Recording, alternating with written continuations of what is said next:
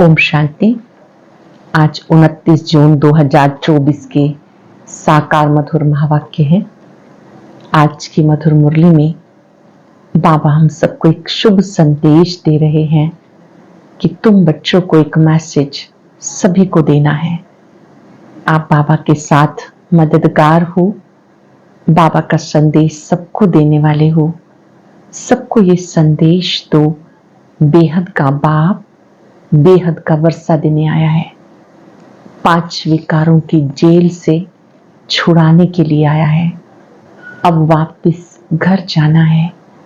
देह से, देहधारियों से, किसी से भी दिल नहीं लगाना। जब आप किसी को समझाते हो तो ये जरूर समझाओ कि ये पुरुषोत्तम संगम युग है।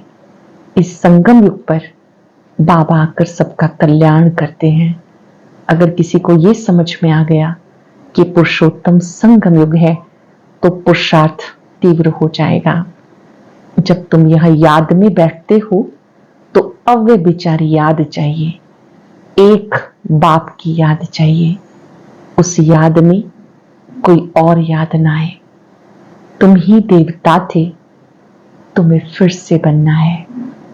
देवता से मनुष्य बनने में आपको 84 जन्म लगे, मनुष्य से देवता बनने में 1 सेकंड लगता है। ये राज कोई भी नहीं जानते। 1 सेकंड अर्थात निश्चय बुद्धि बनते हैं तो देवत्व की ओर कदम बढ़ते हैं। हालांकि दैवी गुण सब आ जाएं उसमें वक्त लगता है, लेकिन निश्चय बुद्धि बनने में 1 सेकंड लगता है। बाबा बच्चों को अपार सुखों की दुनिया में ले जाने आए हैं। ये दुख की दुनिया है, यहां से ममत्व मिटा देना है। सुनते हैं बाबा के मधुर बोल। बाबा ने कहा, मीठे बच्चे, शरीर सहित जो कुछ देखने में आता है ये सब विनाश होना है। तुम आत्माओं को अब घर लौटना है, इसलिए पुरानी दुनिया को भूल जाओ। शरीर सहित जो कुछ देखने में आता है ये सब विनाश होना है। तुम आत्माओं को घर लौटना है, इसलिए पुरानी दुनिया को भूल जाओ। क्वेश्चन है, तुम बच्चे किन शब्दों में सबको बाबा का मैसेज सुना सकते हो? तुम बच्चे किन शब्दों में सबको बाबा का मैसेज सुना सकते हो? सबको सुनाओ। बेहद का बाप बेहद का वर्षा देने आया है। अब हद के वर्षे का समय पूरा हुआ, अर्थात भक्ति पूरी हुई। अब रावण राज्य समाप्त होता है। बाबा आया है तुम्हें रावण 5 विकारों की जेल से छुड़ाने के लिए। ये पुरुषोत्तम संगम युग है। इसमें तुम्हें पुरुषार्थ कर दैवी गुण वाला बनना है। ये पुरुषोत्तम संगम युग है, इसमें तुम्हें पुरुषार्थ कर दैवी गुण वाला बनना है। सिर्फ पुरुषोत्तम संगम युग को भी समझ लें तो स्थिति श्रेष्ठ बन सकती है। अंडरलाइन करेंगे, ये पुरुषोत्तम संगम युग है, इसे समझ लेंगे तो स्थिति श्रेष्ठ बन सकती है। ओम शांति। अब रूहानी बच्चे क्या कर रहे हैं? अव्यय विचारी याद में बैठे हैं। एक होते अव्यय विचारी याद, दूसरे होते व्यभिचारी। अनेकों की तरफ बुद्धि जाती है तो वो अव्यभिचारी याद है। अव्यभिचारी याद अथवा अव्यभिचारी भक्ति जब पहले शुरू होती है तो सब शिव की पूजा करते हैं। ऊंचते ऊंच भगवान वही है, वो बाप भी है, शिक्षक भी है, पढ़ाते हैं। ऊंचते ऊंच बाप, वो बाप भी है, शिक्षक भी है, सतगुरु भी है। क्या पढ़ाते हैं? मनुष्य से देवता बनाते हैं। देवता से मनुष्य बनने में तुम बच्चों को 84 जन्म लगे और मनुष्य से देवता बनने में 1 सेकंड लगता है। ये तो बच्चे जानते हैं। हम बाबा की याद में बैठे हैं। वह हमारा शिक्षक भी है, सतगुरु भी है, योग सिखाते हैं। एक की याद में रहो। खुद कहते हैं, हे आत्माएं, हे बच्चे, देह के सब संबंध छोड़ो, अब वापस जाना है। ये पुरानी दुनिया बदल रही है। देह के सब संबंध छोड़ो, अब वापस जाना है। पुरानी दुनिया बदल रही है, यह रहना नहीं है। पुरानी दुनिया के विनाश के लिए ये बारूद आदि बनाए हुए हैं। नेचुरल कैलेमिटीज भी मदद करती है। विनाश तो होना है जरूर।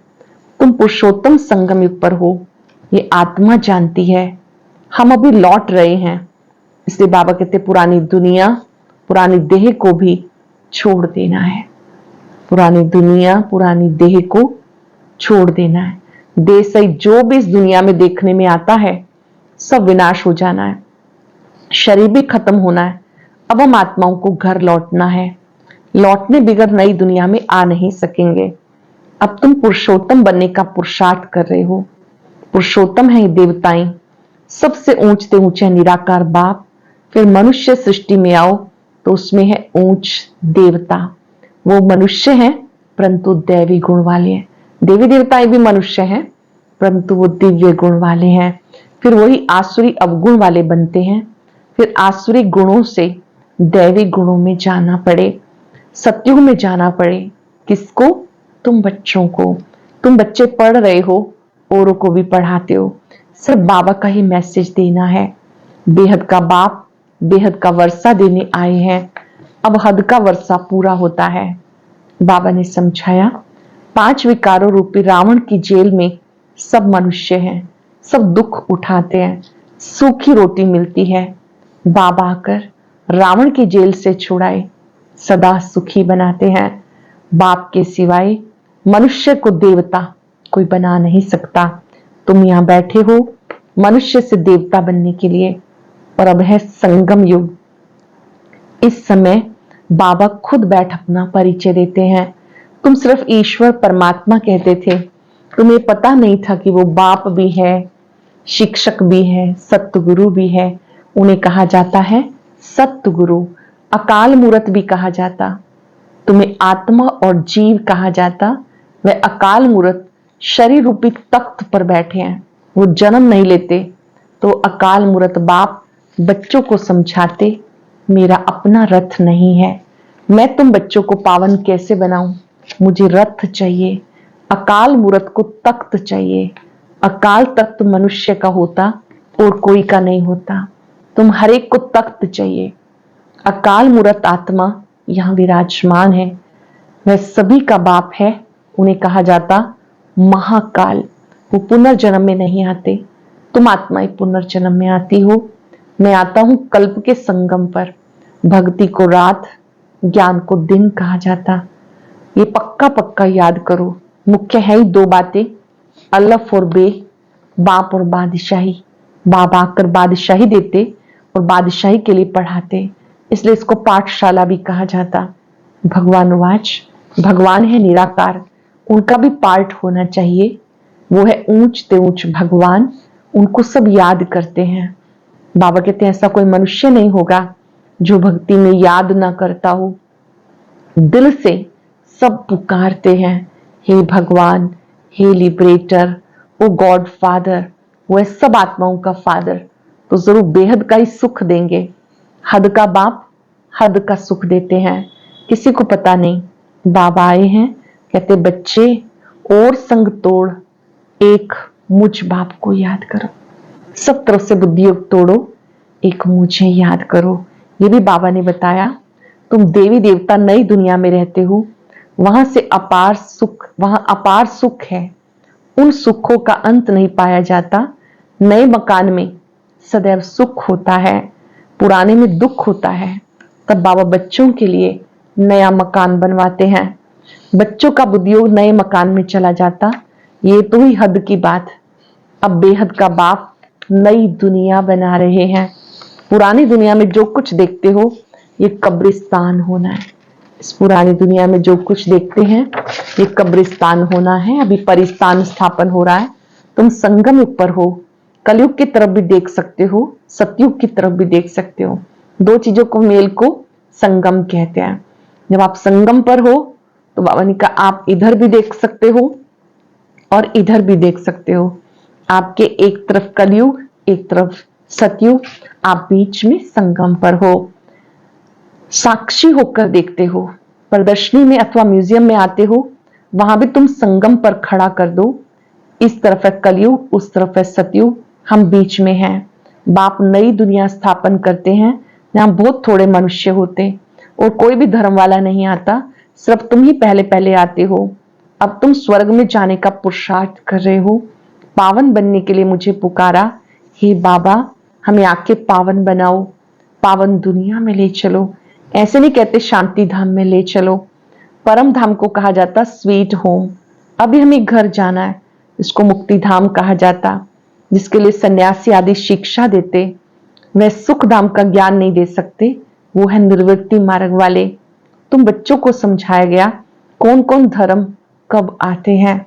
मनुष्य सृष्टि रूपी झाड़ में पहले पहले फाउंडेशन तुम्हारा है। बीज को कहा जाता वृक्षपति। बाबा कहते मैं वृक्षपति ऊपर में निवास करता हूं। जब झाड़ एकदम जर्जरीभूत हो जाता, तब मैं आता हूं देवी देवता धर्म स्थापन करने। बनन ट्री का बड़ा वंडरफुल झाड़ है।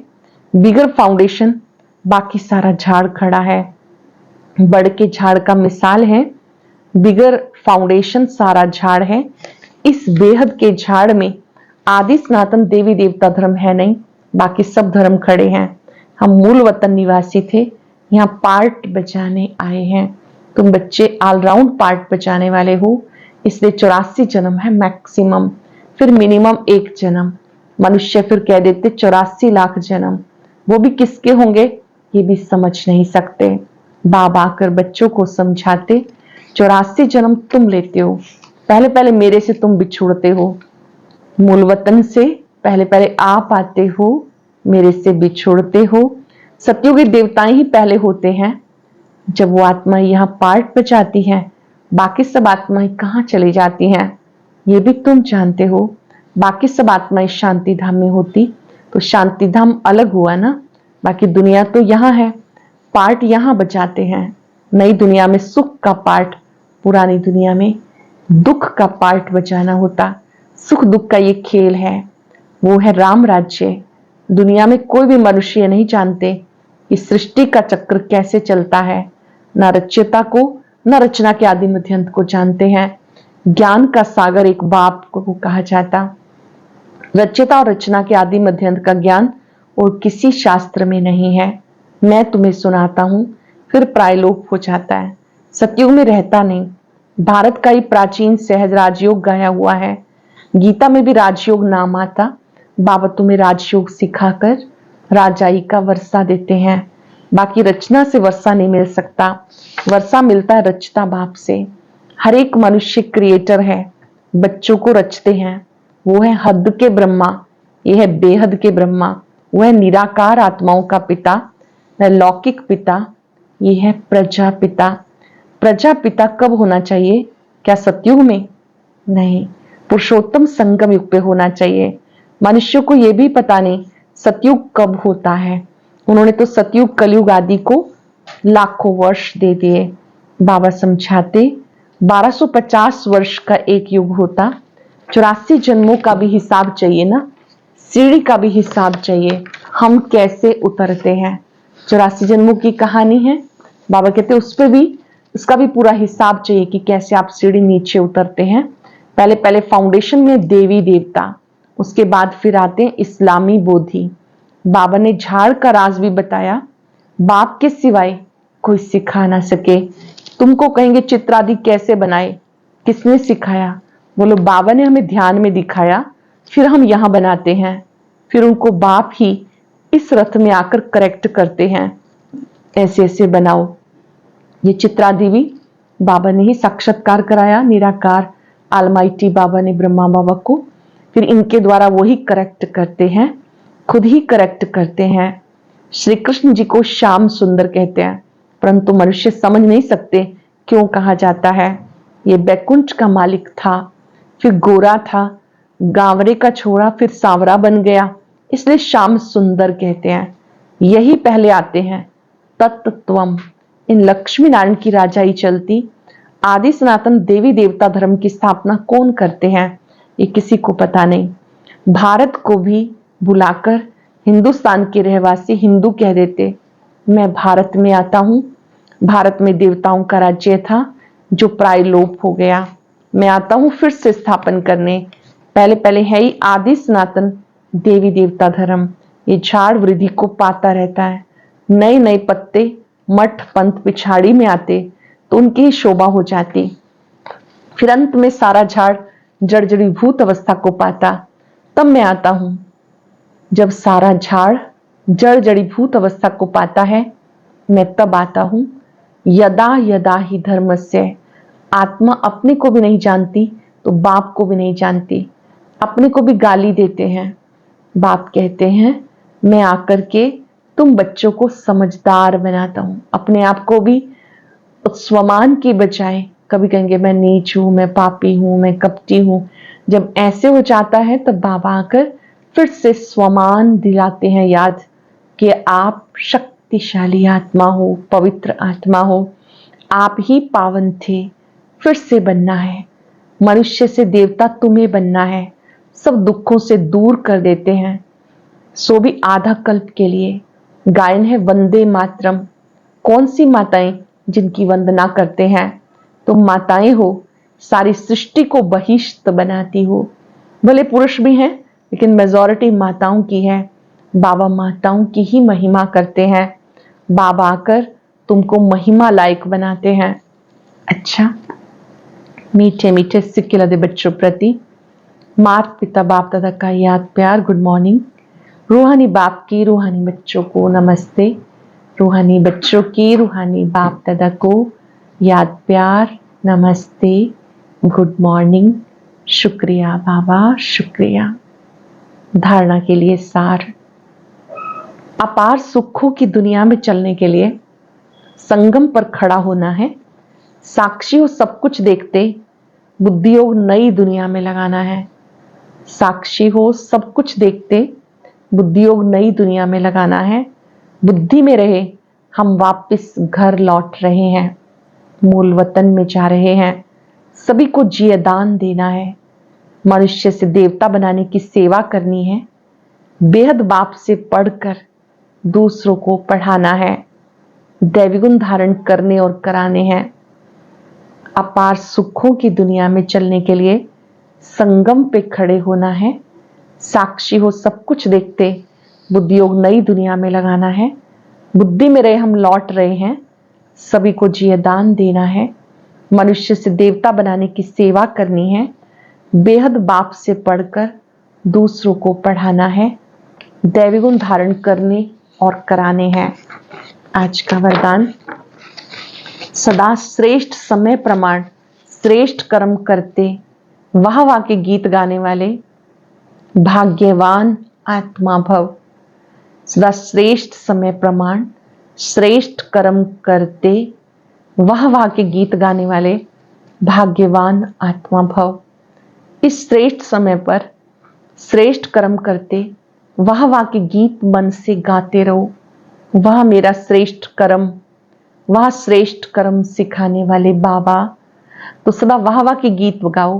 कभी गलती से भी दुख का नजारा देखते भी हाय शब्द नहीं निकलना चाहिए। वाह ड्रामा वाह, वाह बाबा वाह, वाह ड्रामा वाह, वाह बाबा वाह। जो स्वप्न में भी नहीं था वो भाग्य घर बैठे हमें मिल गया। इस भाग्य के नशे में रहो। इस श्रेष्ठ समय पर सदा श्रेष्ठ कर्म करते वाह वाह के गीत मन में गाते रहो। वह मेरा श्रेष्ठ कर्म, वह श्रेष्ठ कर्म सिखाने वाले बाबा। सदा वाह वाह के गीत गाओ। कभी गलती से भी दुख का नजारा देखते भी हाय शब्द नहीं निकलना चाहिए। वाह ड्रामा, वाह बाबा वाह। जो स्वप्न में भी नहीं था वो भाग्य घर बैठे मिल गया। इस भाग्य के नशे में रहो। स्लोगन है मन बुद्धि को शक्तिशाली बना दो तो कोई भी हलचल में अचल अडोल रहेंगे। मन बुद्धि को शक्तिशाली बना दो तो किसी भी हलचल में अचल अडोल रहेंगे। आज हम याद रखेंगे हर दृश्य को देखते हुए अंदर ही अंदर एक शुभ संकल्प आए। वाह बाबा वाह, वाह ड्रामा वाह। मैं एक भाग्यवान आत्मा हूं। इस स्मृति में एकाग्र हो जाएं। भाग्य के सितारे को चमकता हुआ देखें।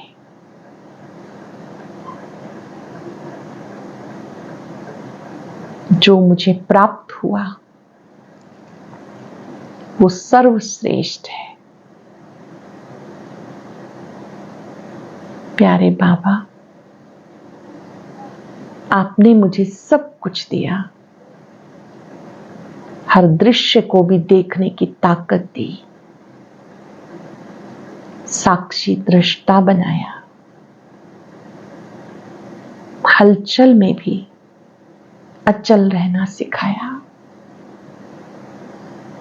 वाह बाबा वाह, वाह ड्रामा वाह। बाबा के स्वरूप पर एकाग्र होकर उनकी लाइट को अपने में आता देखें। बाबा की इन किरणों में बहुत शक्ति है, बहुत प्यार है, सुख है, आनंद है, शक्तियों से भरपूर हो जाए। बहुत बहुत बहुत बहुत भाग्यवान। शुक्रिया बाबा, शुक्रिया बाबा। ओम शांति शांति।